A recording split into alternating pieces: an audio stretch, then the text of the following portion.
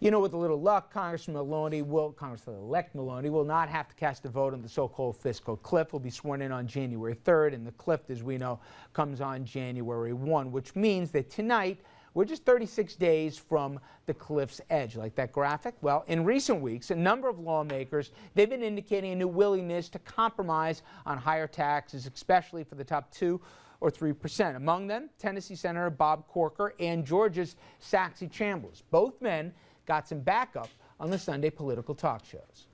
I agree entirely with Saxby Chambliss. A pledge you signed 20 years ago, 18 years ago, is for that Congress. The world has changed, and the economic situation is different. I will violate the pledge, long story short, for the good of the country, only if Democrats will do entitlement reform.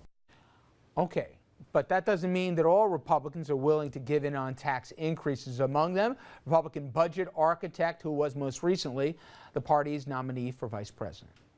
What we have learned, history and economics, is that if you keep raising tax rates on job creators, it will cost us jobs. But could you see yourself supporting a plan that raises tax rates? You know, I'm not for raising tax rates. So you won't support a plan? I don't want to get into negotiating with the media, but I do not support raising tax rates. Now, Ryan, taking that position, even as some influential conservative talkers are encouraging him and others to give a little on the subject of taxes. Republicans are going into contortions to try not to raise the top rate, while in fact trying to produce more revenues, which Speaker Boehner has said he's for, and to produce them from the wealthy, since they're scared of being accused of attacking the middle class. I don't really care if they want to find some complicated way to get more revenues, I suppose. I think it's probably easier just to give in a little bit on the top rate. Okay, let's bring in our panel on this. We got Richard Brodsky, former Democratic New York State Assemblyman, now a professor at NYU and a senior fellow at Demos. Dominic Carter, political journalist and author. Gian-Carlo Perisutti, a former advisor to both Presidents Bush Jr. and Sr., and Andrew Whitman, senior political correspondent. All right, guys, and Gian-Carlo, I start with you. And believe me, I'll give the left some trouble in a second, but to you, Republicans seem to be in a box. Guys have already broken ranks saying Grover and your pledge ungats, right? What are we going to do, though, as a party? You guys got to figure out in the next few weeks, you know, are you going to have enough of a base here to go along with the Democrats and still give political cover to someone on the right? What's the calculation going on within Republicans? Well, I think there's two interesting things that we're seeing here. The first is that you're right, the Republicans have moved first, and they have now put revenue on the table, whereas prior to the election they said no way. So they've stepped out and I think are the first of the two parties to be seen as having compromised. That's point one. Point two is I think quietly they've set up an interesting straw man in Grover Norquist. If they're making Grover Norquist sort of the test and the thing that they have to clear, the hurdle that they have to clear in order for this to get done, so be it. I mean, Grover Norquist is one guy. I worked closely with Grover Norquist when I worked in the White House.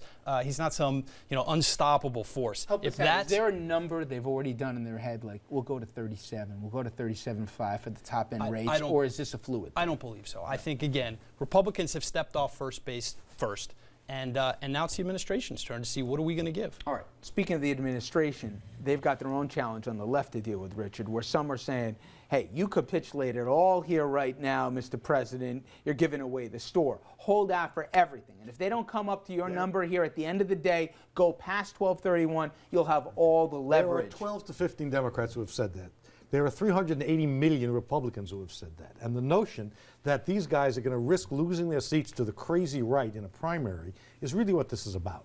You cannot minimize the lessons of getting away from the crazy right base for Republican elected officials. Don't flip this on him. I'm talking about the left, which are jumping the president on this one, saying you better not give an inch here. Look, both sides are positioning.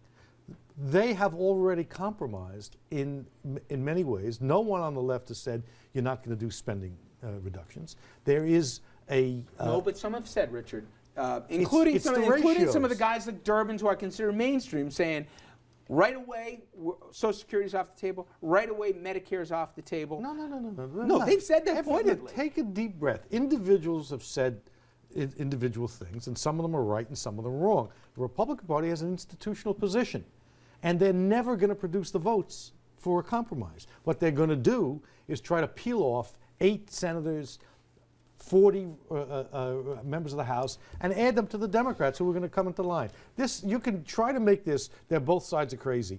Trust me, the other side is crazy. My only point is, does the president, you think, already say, even privately want to have some concessions on Social Security and Medicare? Social Security is off budget. This is not a Social Security debate. No one said it is. There will be concessions about that eventually, but this is a budget deal. And the budget deal is the stuff that's on budget. That includes health care, includes Medicaid, but it does not include Social Security. Put that aside. You're right to identify fringe elements. You're wrong to say that there's an equivalence as between the parties. Andrew, the one thing I'm not sure of from the public standpoint, they'll hear the back and forth, there's real math consequences to this, and however this gets divvied up, there will be pain felt. Now, most people think they don't want the pain felt in the middle, but it will be spread out, and there will be consequences. And I'm not sure that part's gotten articulated. I think some people think, oh, if they do a deal, it won't touch me. Everybody's going to get touched by this. And there will likely be pain felt by taxpayers, even if we avoid going over the fiscal cliff, because there are some areas of policy here that are likely going away, and I want to highlight three of them. The first one is unemployment. And unemployment, according to the Wall Street Journal, nearly 2 million people are going to lose their unemployment benefits on January 1st, assuming that it's not extended. These are the long-term unemployed who, thanks to some temporary extensions, have been continuing to get coverage. The second area are payroll taxes. The payroll tax cut's going to expire. 160 million Americans are going to see their taxes go up to the tune of about $1,000 a year. That's stuff that's deducted directly from your paycheck. And there's almost nobody sounding off in Washington in support of extending the payroll tax cut. So it seems as though that's pretty much dead in the water, and those taxes are going to go up. And finally, the Bush tax cuts. We keep talking about the top tax brackets and what that's going to do and whether we're going to make the top earners pay more. But if no deal comes, everybody's income taxes go up. And the group that's hardest hit are the people paying the lowest tax rate right now, the people earning the least. If you're in the 10% tax rate, your taxes are going to go up to 15%. 5% increase. Nobody else's taxes are going to go up 5%. Dominic, the president has said he's going to sell this.